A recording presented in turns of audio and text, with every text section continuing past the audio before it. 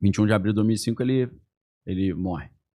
Qual que é o novo desafio? Qual que é o novo problema? Aí a leitura que eu fiz, fazendo essa linha do tempo, o problema é esse neoconservadorismo do Trump.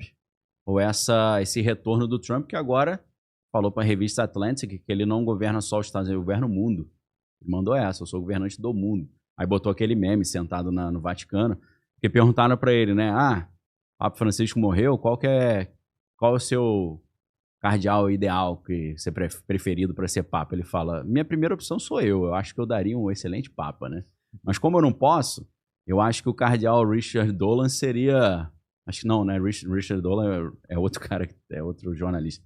O cardeal Dolan seria perfeito. Aí eu falei, cara, coerente, o cardeal Dolan é de Nova York, provavelmente o Trump conhece ele.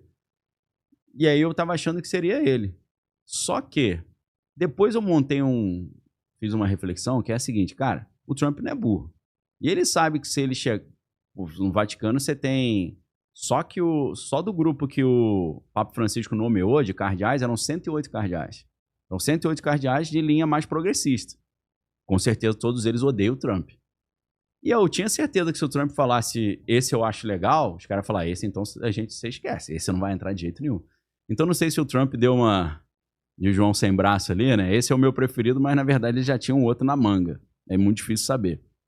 Mas aí não entrou o cardeal Dolan, entrou o Robert Francis Prevost. Mas quando eu vi, eu falei, putz, faz todo sentido. Porque o Robert Francis, né, o Papa Leão XIV, ele resolve uns 10 problemas com uma cajadada só. Porque eu não sabia disso, que além de ser americano nato, nascido em Chicago, 69 anos de idade, ele também tem cidadania peruana.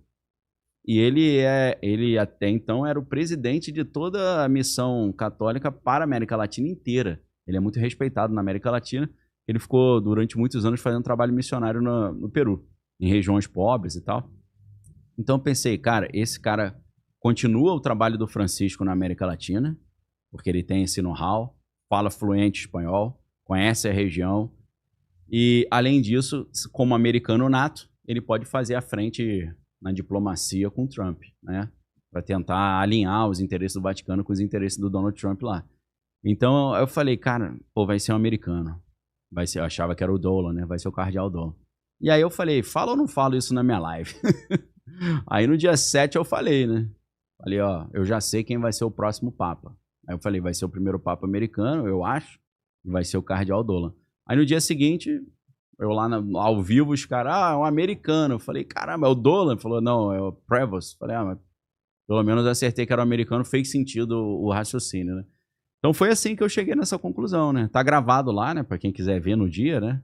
Fiz um corte depois, né? Do pedaço onde eu falo, mas eu resumi um pouco, foi uma linha de raciocínio bem longa, né? Porque entra o fato também dele, ele não é jesuíta, o Robert Francis Prevost, mas ele é agostiniano, né? E Martinho Lutero, que fez a Reforma Protestante em 1517, ele era um monge agostiniano. Então essa figura do Robert Prevost, sendo agostiniano, ele também tem essa habilidade para pensar a questão protestante, porque os agostinianos ficaram com essa mancha, né? Ficaram. Pô, de vocês saiu a reforma, pô, vocês fizeram alguma coisa errada. Ficaram. Então talvez ele está tentando reverter e redimir a imagem dos agostinianos, né? Trazendo um grande reavivamento da Igreja Católica. Pode ser também. Eu não sabia que ele era agostiniano nem peruano, né? Peruano-americano. Se eu tivesse essa informação, talvez porra, esse cara aí resolve mais problema do que o nova-iorquino, o cardeal Dolan. Você coloca num espectro, para ideológico? simplificar, entre progressista e conservador, onde está o Papa Leão XIV? Então, cara, tem opiniões dúbias, porque aparentemente ele é um cara moderado progressista. Ele é um cara que ele foi chefe mundial dos agostinianos. Então, além dele ele é formado em matemática, então é interessante, né? O cara tem uma mente mais, né, científica, matemática.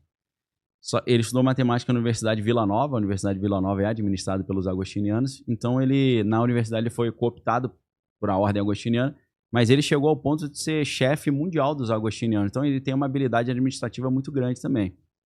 Agora, nessa jornada dele, como padre, como cardeal e tal, ele parece ser progressista.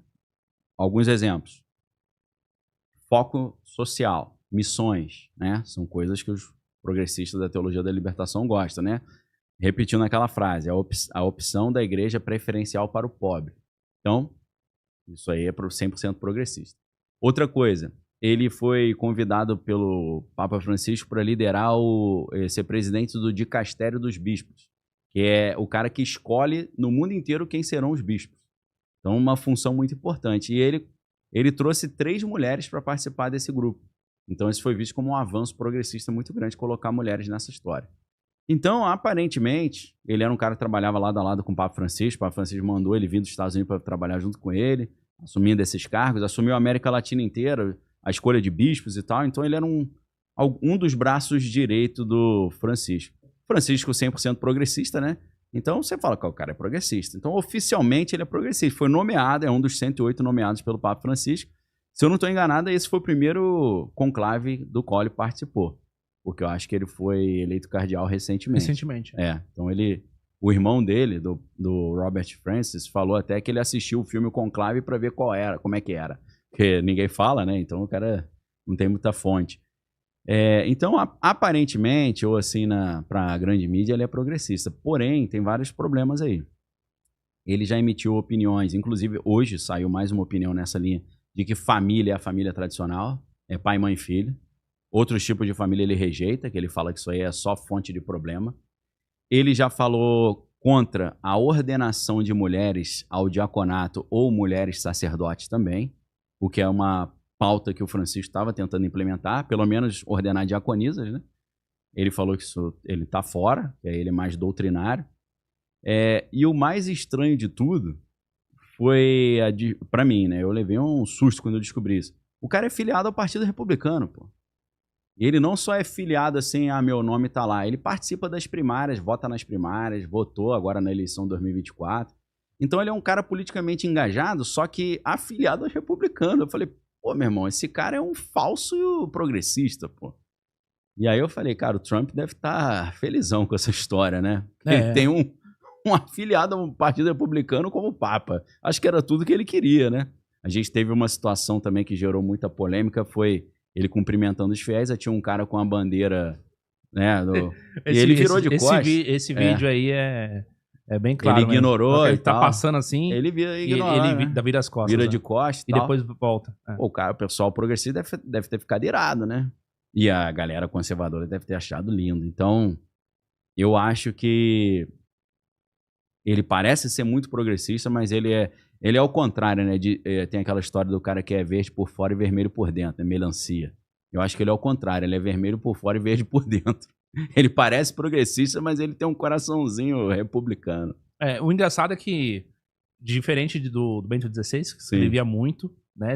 Filósofo, né? Escreveu teses e livros a vida toda.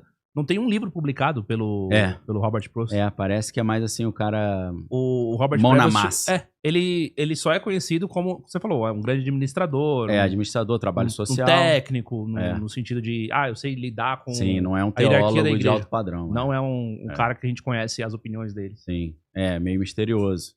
Mas eu acho que por esses dados aí, na balança, ele pende mais pro lado conservador, me parece. O que é uma das coisas que eu falei que era provável de acontecer também. Do novo Papa estar ideologicamente alinhado com o Trump, ainda que aparentemente não parecesse. Eu vou corroborar a sua opinião, porque o Robert Sara apoiou e endossou ele no Twitter, fez umas postagens. Os africanos gostam muito dele, por causa dessa pegada social, né? Sim. E por ele ser também americano-peruano. Ele não é aquele americano caucasiano clássico, né? Não é um cara louro de olho azul. Ele é um pouco mais moreno, porque ele tem uma mãe de ascendência espanhola, né? Apesar dele ter ascendência irlandesa também, escocesa. Mas ele é um cara mais... Ele tem uma pinta até assim de latino-americano, né? Dependendo da maneira como você olha, você pegar o rosto dele dos irmãos, ele parece um cara até... Acho que no Peru talvez ele se misturou bem. Ao contrário de você botar um cara lá, lourão, brancão, né? Então, isso agrada, né, o pessoal que é dos grupos fora dos grandes centros, né? Os cardeais da Ásia, os cardeais da África, os cardeais sul-africanos, todos acham interessante a figura dele, porque ele também é um moderado assim, meio diplomata, né? Ele faz a ponte entre os dois lados, mais ou menos como o enredo do filme Conclave, né? Que no filme, vou dar um pequeno spoiler aqui, mas vence o Papa que é o colono do meio. Ele não é progressista nem conservador, ele é o conciliador. Mas nesse caso era muito difícil vencer um Papa mais conservador, mais tradicional do que o Prevost. Então, na verdade, o Erdo, que é o húngaro, se eu não estou enganado, o romeno, que era o cara mais conservador de todos ali, que estava bem cotado, talvez houve um acordo entre os protestantes, não, os conservadores e os progressistas. E os progressistas pensaram, cara, é melhor a gente botar esse americano do que entrar esse hiper conservador. Então, acho que eles foram naquele raciocínio do menos pior, né? E a base progressista também ela estava muito fragmentada, né? O pessoal da África estava pensando uma coisa,